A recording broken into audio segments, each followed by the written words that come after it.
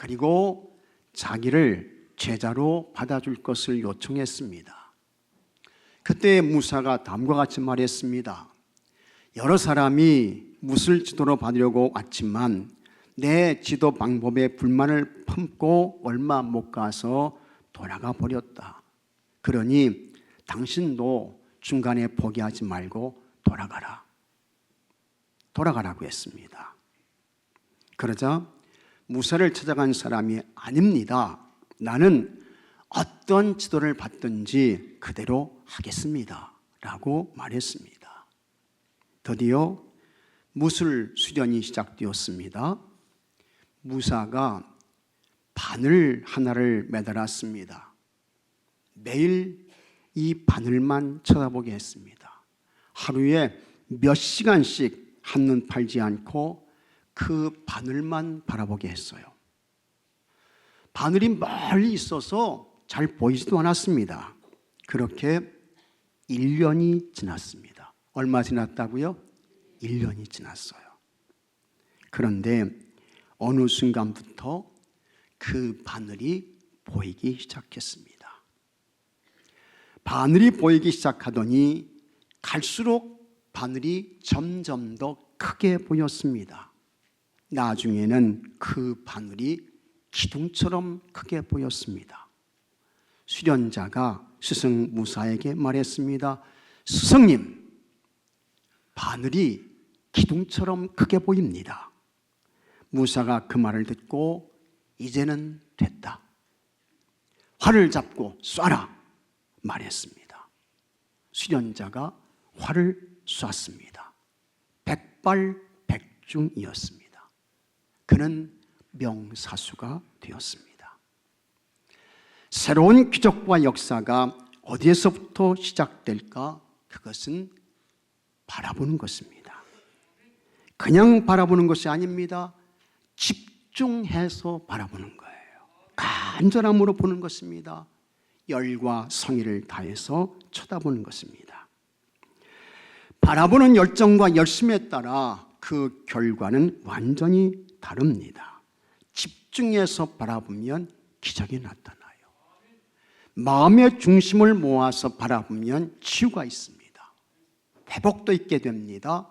승리도 있습니다. 희망 온도라는 것이 있습니다. 물은 섭씨 13도일 때 가장 맛이 좋습니다. 더운 여름날 저 깊은 우물에 그 물의 온도가 얼마냐? 13도에서 15도예요.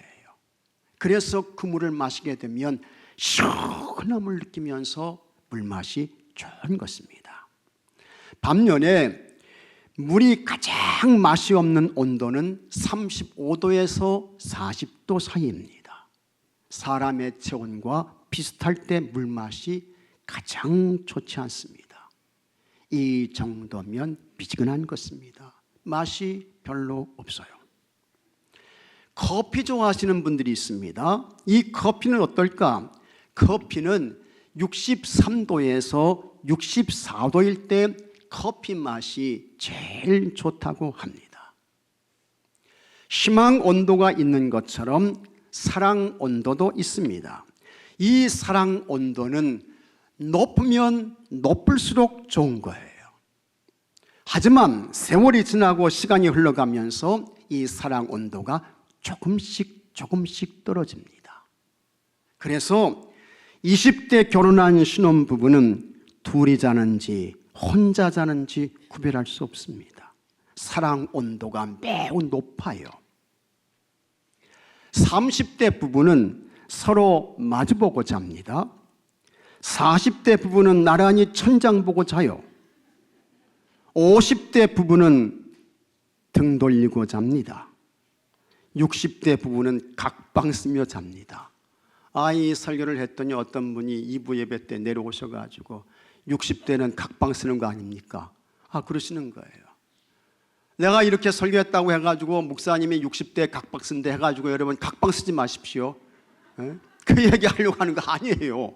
하여튼 그렇다는 거예요. 70대 부부는 각자 다른 집에서 잡니다. 한 사람은 아들 집에서 자고 한 사람은 딸 집에서 잡니다. 80대 부부는요, 죽었는지 살았는지 모르고 잡니다. 그런데 희망 온도가 있고 사랑 온도가 있는 것처럼 신앙 온도도 있습니다. 요한계시록 3장 15절에 내가 내 행위를 아노니 내가 차지도 아니하고 뜨겁지도 아니하도다. 내가 차든지 뜨겁든지 하기를 원하노라. 내가 이같이 미지근하여 뜨겁지도 아니하고 차지도 아니하니 내 입에서 너를 토하여 버리리라. 예수님께 대한 신앙의 온도가 높아야 되는데 뜨겁지가 않습니다. 뜨거운 것도 아니고 차가운 것도 아니고 미지근해요. 예수님께서 그런 사람은 토해버리신다고 했습니다. 그러면 신앙 온도가 뜨거운 것이 어떤 것일까? 예수님을 바라보는 것입니다. 집중해서 예수님을 바라보는 거예요. 마음과 정성과 힘을 모아서 예수님을 바라봐요. 그리고 그 예수님을 쫓아가고 예수님을 따라가는 것입니다. 종교개혁자 마틴 루터가 어느 날 그의 집에서 아침 식사를 하고 있었습니다. 이 루터가 개를 키웠던 것 같아요. 그때 앞에 앉아있던 개가 루터의 식사하는 모습을 그냥 쳐다봐요. 그래서 루터의 손이 빵으로 가게 되면 그 빵 바라보고, 루터의 손이 이 접시에 있는 고기로 가게 되면 그냥 그거 쳐다보고, 개가 쉴 새 없이 루터의 그 손이 움직이는 대로 왔다 갔다 하는 것입니다. 루터가 그 모습을 보고 감동을 받습니다.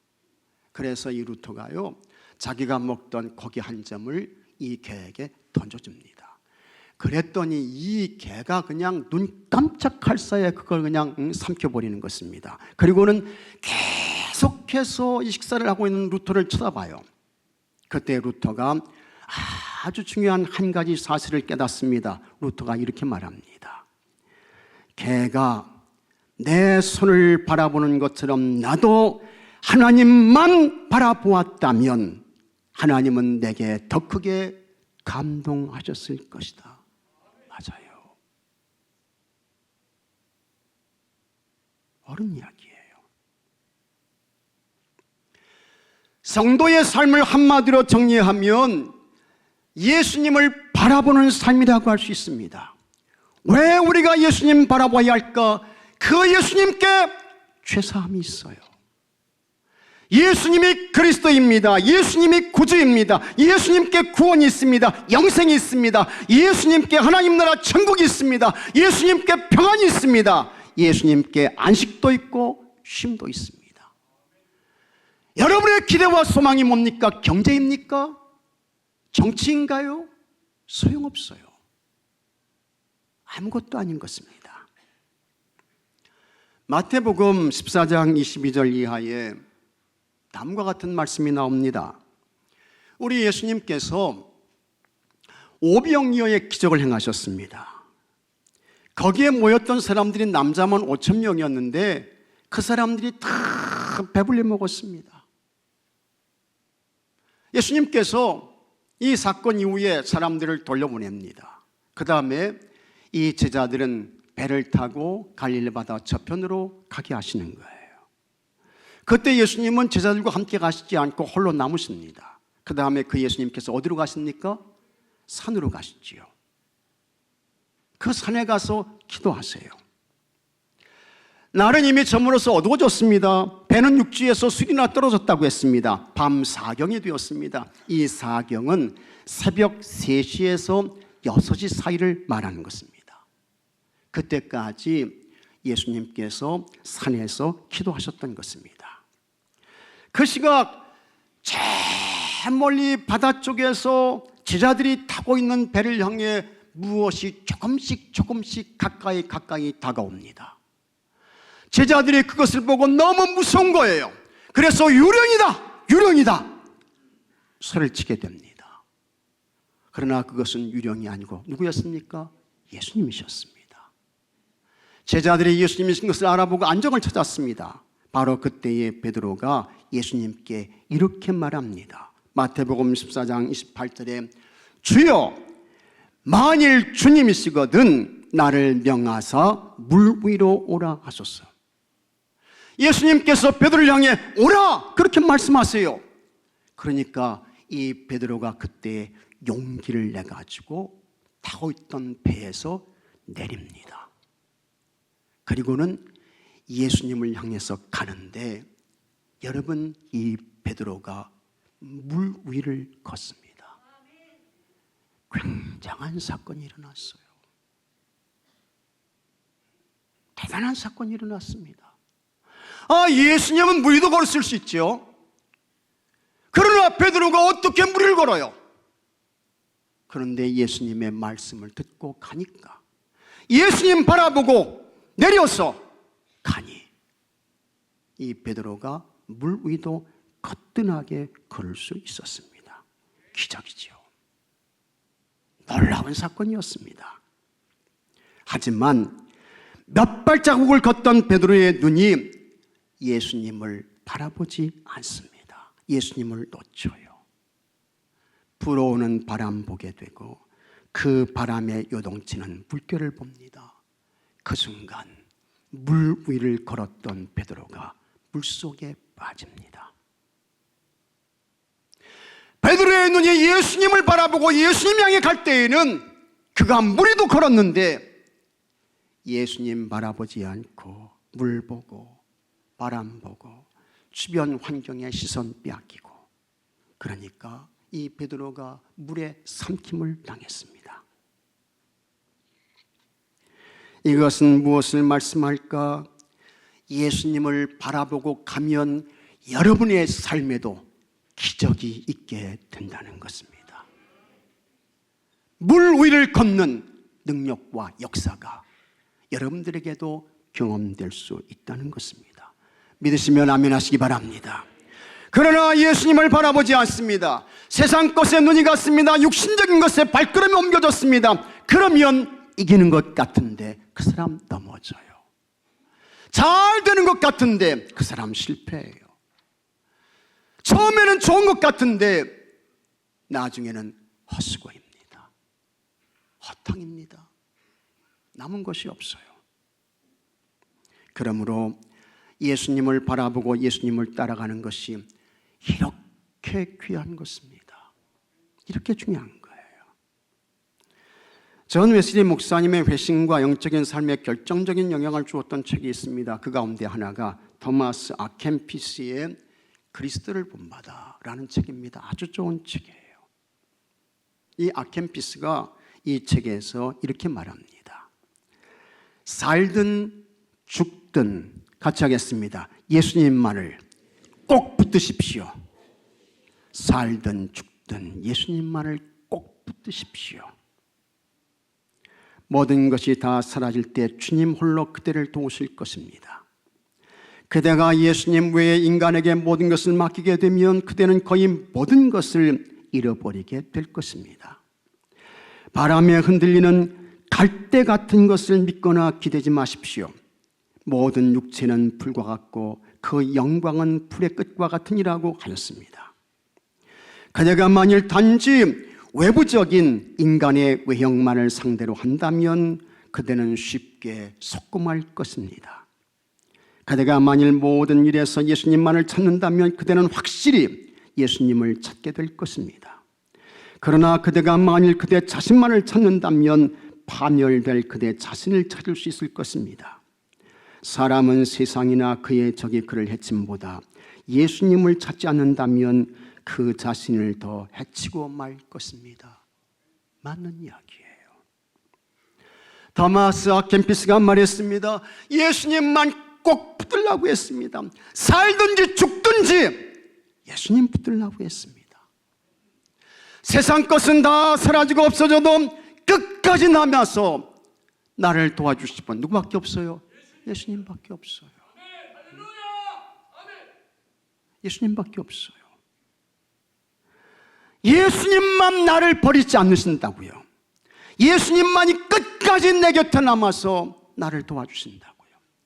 지금도 예수님은 여러분을 위해서 하늘 보좌에서 기도하고 간구하고 계심을 믿으시기 바랍니다. 로마서 8장 34절에 누가 정죄하리요?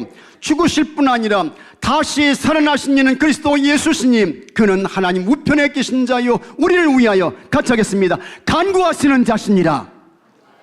누가 간구하셔요?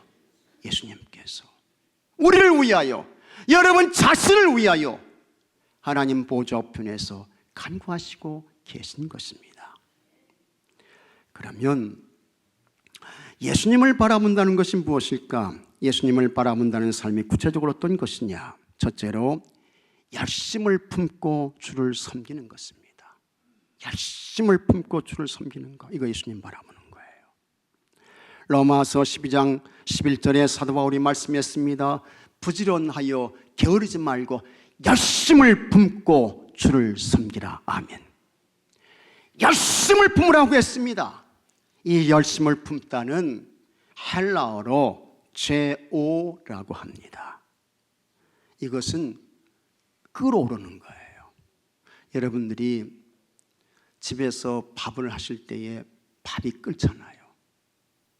그 다음에 이제 김을 빼고 뜸을 들이게 되면 맛있는 밥이 만들어집니다. 김치찌개, 된장찌개 반드시 어떻게 하셔야 돼요? 끓이셔야 되잖아요. 식당 가서 칼국수 드실 때에 그냥 먹으면 안 되죠. 끓여가지고 충분히 익혀서 그래야 이제 그걸 드셔야 되는 것입니다. 그렇게 끓는 것이 열심을 품는 거예요.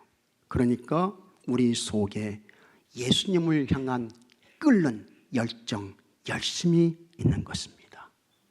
그 끓어오르는 열정 가지고 주의 길을 가고 사명을 감당하고 내게 맡겨주신 직임을 이행하는 것입니다. 우리가 어떤 일을 할 때에 자기가 좋아하는 것을 하는 사람은 행복해요, 불행해요? 행복하죠. 내가 좋아서 하는데, 좋아하는 거 하는데 얼마나 감사한 거예요. 얼마나 행복한 거예요. 여기서 조금 더 행복한 사람이 있습니다. 그것은 자기가 하는 것을 즐기는 것입니다. 기쁨으로, 감사함으로 하는 거예요. 여러분, 오늘 거룩한 주일에 예배의 자리에 오셨는데 참 하나님께 대한 즐거운 마음으로, 기쁜 마음으로, 감사한 마음으로 우리 하나님께 예배를 드리시고 하나님 말씀을 듣고 있습니까? 몇 분 빼고는 다 그러신 것 같아요. 몇 분 빼고는요. 그러나 이것보다 더 행복한 사람이 있죠. 누구냐? 이 사람은요, 미쳐서 하는 사람이에요. 미쳐서 하는 사람은요, 물불을 가려야 안 가려요? 안 가립니다. 미쳐서 하는 사람은 앞뒤를 재요, 안 재요? 안 잽니다. 미쳐서 하는 사람은 이길 때까지 하는 거예요. 승리할 때까지 하는 거예요. 이런 사람을 이기는 게 쉽습니까? 어렵습니까? 웬만해서는 이기기 어려워요. 미쳐서 하는 사람, 그 사람 이기는 게 쉽지가 않습니다. 그것처럼 우리가 예수님을 바라보고 예수님을 따라가는 것이 그 정도야 한다는 것입니다. 왜 그렇습니까? 우리는 예수님 때문에 죄사함 받았습니다. 우리는 예수님 때문에 영생의 사람이 됐습니다. 우리는 예수님 때문에 영원한 하나님 나라 천국의 사람이 되었습니다. 우리는 예수님 때문에 그 영광스러운 하나님의 자녀가 되었습니다. 그런 예수님 우리가 어떻게 여러분 놓칠 수 있습니까? 그런 예수님 어떻게 우리가 소리할 수 있어요? 그런 예수님 우리가 어떻게 잃어버릴 수 있습니까? 예수님 바라보셔야죠. 내 속에 끓는 열정과 열심을 가지고 예수님께 집중하며 예수님 따라가야 하는 것입니다. 예수님 쫓아가고 예수님께서 맡겨주신 사명 감당해야 하는 것입니다. 믿습니까, 여러분? 안효주라는 사람이 있습니다. 이 사람은 1958년생입니다. 처음에는 이 사람이 권투를 했어요. 그러다가 요리에 눈을 뜨게 되었습니다. 그래서 이 사람이 생선 초밥의 대가가 되었습니다. 우리나라에서 생선 초밥의 최고 명장이 이 안효주라는 사람이에요. 그런데 초밥의 대가가 그냥 되지 않았습니다. 생선 초밥의 대가가 되기 위해서 끊임없이 노력하고 연구했습니다. 이 사람이 얼마나 연구하고 노력했던지 연구한 결과에 따르면 생선 초밥은 밥알이 350개일 때 제일 맛이 좋다는 것을 알게 되었습니다. 그리고 안주용 초밥은 밥알이 280개일 때 그 맛이 가장 좋다는 것을 알아냈습니다. 여러분 이런 거 아셨어요? 예? 초밥 350개 밥알일 때 제일 맛있고 안주용 초밥은 280개일 때 가장 맛이 좋대. 이런 거 알고 드셨습니까?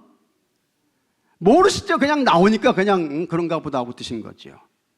근데 이분은요, 이걸 그냥 연구해가지고 350개일 때 초밥이 가장 맛이 좋고 안주용 초밥은 280개일 때, 그러니까 이걸 알아내가지고 초밥을 만들 때에 이 밥알의 숫자를 맞추기 위해서 불철주야 잠을 자지 않고 노력하고 연구를 했습니다.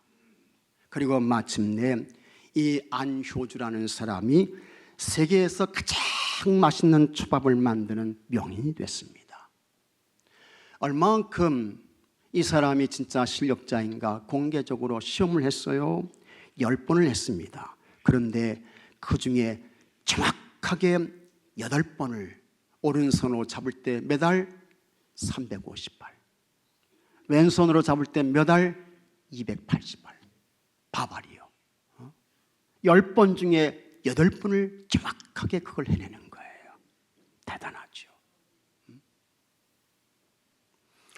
대가가 되기 위해서는 타고난 뛰어남이 있어야 돼요. 재능이 있어야 돼요. 그러나 더 중요한 것은 각 분야에서 최고가 된 사람들은 피땀을 흘리는 노력이 있었습니다. 훈련의 과정을 통과했습니다. 밤잠을 자지 않고 연구했습니다. 실패를 두려워하지 않고 도전했습니다. 그런 그들이 마침내는 그 분야에서 최고의 1등 탑이 되었습니다. 세상에서도 최고의 대가가 되기 위해서는 땀을 쏟아야죠. 다른 사람 잠잘 때 하지 말고 노력해야 돼요. 애써야 돼요. 그러면 영적인 세계는 어떨까? 그저 가만히 있으면 하나님께서 우리에게 찾아오셔서 은혜를 베푸시고 복을 주실까? 어디 그렇습니까? 아니에요. 그렇지 않습니다. 우리 신앙의 세계는 훨씬 더 여러분 참 하나님께 대한 갈급한 마음을 가지고 하나님을 찾고 구하셔야 그 사람이 하나님을 만나고 하나님을 보게 되는 것입니다. 이사야 45장 15절에 다음과 같은 말씀이 나옵니다. 한번 같이 읽어보겠습니다. 구원자 이스라엘의 하나님이요 진실로 주는 스스로 숨어 계시는 하나님이십니다. 하나님 어떤 분이세요? 숨어 계시는 분이야. 하나님 숨어 계시는 분이에요. 이것은 누구나가 다 하나님을 만나고 하나님을 뵙고 하나님의 복을 받고 하나님의 은혜에 거하는 것이 아니라는 것입니다. 과연 누가 하나님을 만날 수 있을까? 과연 누가 숨어 계신 하나님을 배울 수 있을까? 우리 속에 하나님께 대한 끓어오르는 열정, 열심을 가지고 하나님을 찾는 것입니다. 하나님을 구하는 것입니다. 하나님을 부르는 거예요. 목이 가라앉은 사슴이 물을 찾는 갈급함으로 하나님을 찾고 하나님을 부르는 것입니다. 시편 42편 1절에 하나님이여 사슴이 시냇물을 찾기에 갈급함같이 내 영혼이 같이 하겠습니다. 주를 찾기에 갈급하나이다. 갈급하니이다. 주를 찾기에 갈급하니이다. 이 마음 가지고 하나님 찾는 거예요. 하나님 부르는 것입니다. 그러면 숨어 계신 하나님께서 그 사람에게 찾아오십니다. 그를 만나주세요. 그를 도와주시는 것입니다.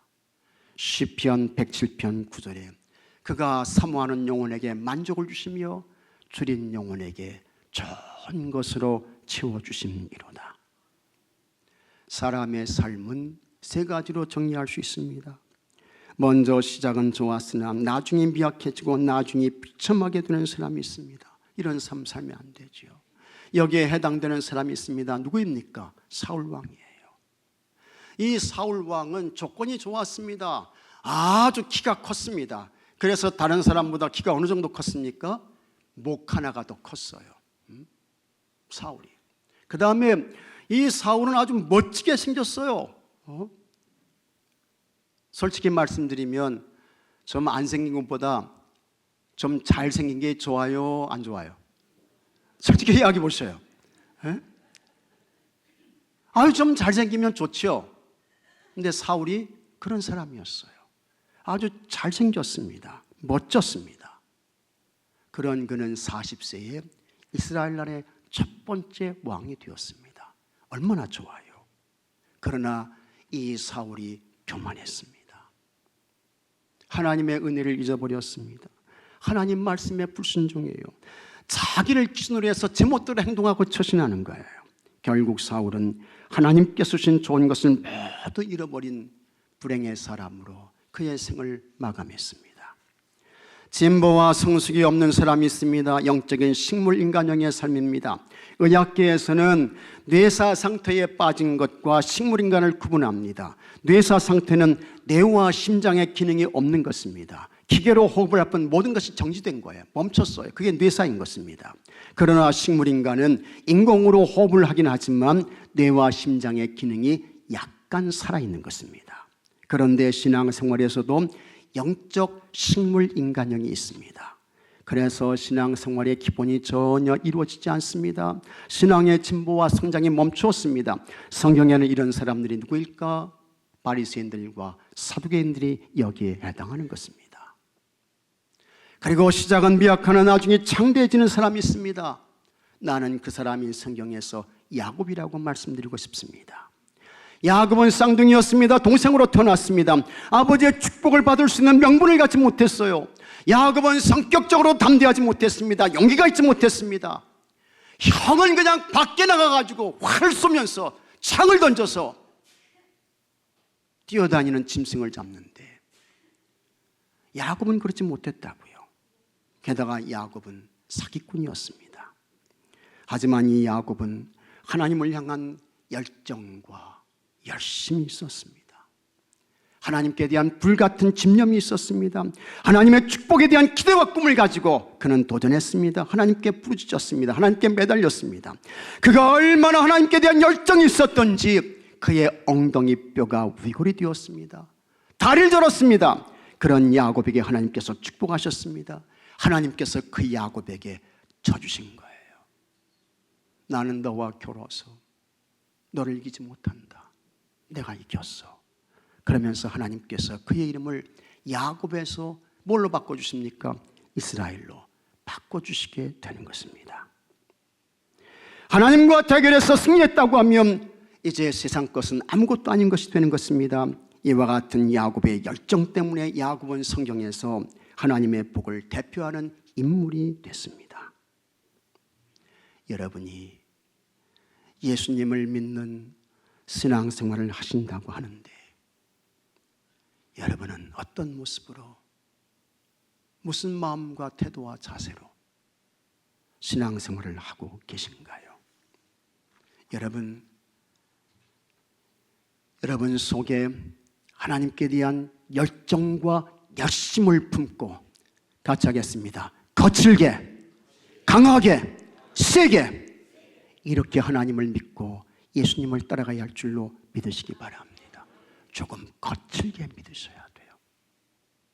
조금 더 강하고 세게 신앙생활을 하셔야 됩니다. 예루살렘 초대교회 사도였던 베드로가 옥에 갇혔습니다. 예수님의 제자인 야고보가 순교를 당했습니다. 교회에 큰 위기가 왔습니다. 도전이 너무 강력했습니다. 이제 우리 교회는 끝난 것이 아닌가 절망할 수 있습니다. 낙심할 수 있어요. 그러나 예루살렘 초대교회 성도들은 기가 죽지 않았습니다. 예수님께 대한 열정과 열심이 꺾여지지 않았습니다. 교회의 성도들이 다 같이 한 곳에 모였습니다. 그리고 열심을 품고 하나님께 기도해요. 사도행전 12장 5절에 이에 베드로는 옥에 갇혔고 교회는 그를 위하여 간절히 하나님께 기도하더라. 그때 하나님께서 베드로가 갇혔던 옥문을 열어주셨습니다. 베드로가 죽음의 위기에서 벗어났습니다. 예루살렘 초대교회에 꺾이지 않는 부흥을 주셨습니다. 우리나라의 역사를 보게 되면 우리나라는 고려시대까지 무슨 나라였습니까? 우리나라는 불교 나라였습니다. 그러다가 조선시대로 오게 되는데 조선시대 500년은 무슨 국가요? 유교 국가였습니다. 그러다가 1910년에 일제강점기를 겪게 되고 1950년에는 6.25 한국전쟁이 있었습니다. 그러나 그럼에도 불구하고 여러분, 이 나라는 망해서 없어지지 않았습니다. 지금의 우리나라가 있는 것은 무엇 때문일까? 하나님께서 지금부터 140년 전 이 땅에 복음을 주셨습니다. 그 예수 그리스도의 복음이 이 나라를 살린 것을 믿으시기 바랍니다. 오늘의 위기와 혼돈도 우리가 하나님께 돌아와서 하나님의 도움과 은혜를 구하며 전심으로 하나님을 찾게 되면 하나님께서 반드시 꼭 잘 되게 하시고 은혜를 베푸시고 좋게 하실 줄로 믿습니다. 저는 그렇게 믿어요. 그리고 우리의 믿음의 선진들은 가장 힘들고 어려울 때 교회를 떠나지 않았습니다. 하나님의 말씀을 붙잡고 전심으로 기도했습니다. 예수님 놓지 않고 예수님과 멀어지지 않았습니다. 그랬더니 하나님께서 이 나라에 복을 주셨습니다. 은혜를 베푸셨습니다. 이 나라를 높이셨습니다. 이 나라를 통해서 하나님의 복음을 온 세계에 전하게 하셨습니다. 그 복음을 위해 해외에 나가 계신 선교사님들이 우리나라에 몇 분이 계신지 아십니까? 지난 2023년 통계를 보게 되면 21,917명입니다. 전 세계에 나가서 복음을 전하는 이 나라의 선교사님들이요, 2024년 통계는 이제 곧 나올 거예요. 21,917명. 엄청난 것입니다. 대단한 것입니다. 이것이 모두 어떻게 가능했을까?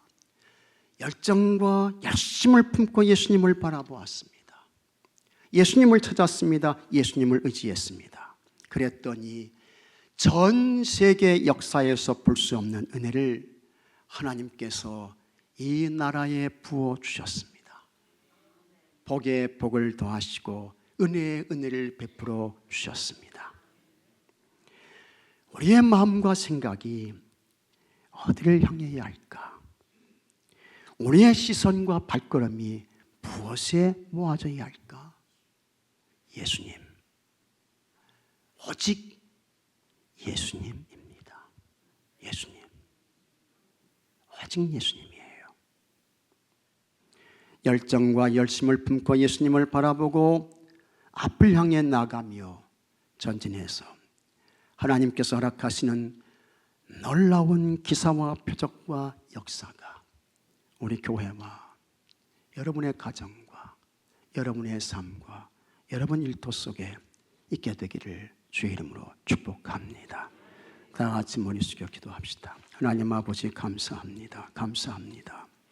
아버지 하나님, 2025년 우리의 삶이, 아니 하나님 앞에 서는 그날까지 우리 속에 주님께 대한 아버지 끓어오르는 열정과 열심을 가지고 주님 바라보게 하여 주옵시고, 주의 길을 가게 하여 주시옵시고, 주님 쫓아가게 하옵시고, 주님께서 맡겨신 책임과 사명 잘 감당케 해 주시옵소서.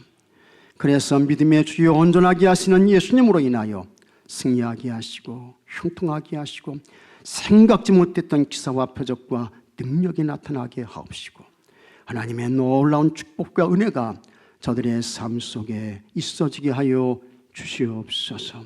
우리 주 예수 그리스도의 이름으로 간절히 기도하옵나이다. 아멘.